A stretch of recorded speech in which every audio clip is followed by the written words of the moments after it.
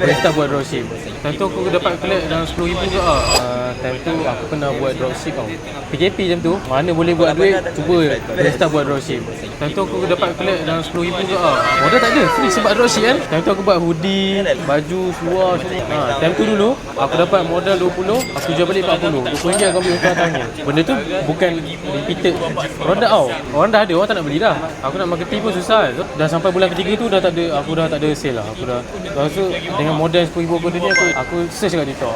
TikTok macam mana nak buat duit daripada rumah ke. Lepas tu first aku jumpa ni Arif Benayang kan. Dengan Arif Benayang. Try time tu aku try $50. So banyak lah MC. Terkikis lah duit aku. MC 10,000 sampailah ada turning point tu. Sampailah sekarang dah di fasa yang alhamdulillah MC tu ada.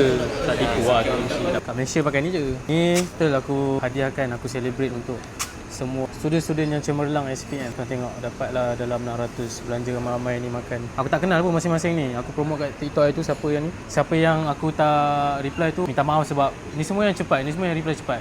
So tu je lah rezeki diorang. Aku menggalakkan semua untuk belajar bersungguh-sungguh, sama belajar elok-elok, banggakan kedua-dua parent kau sebab ingat edukasi tu penting.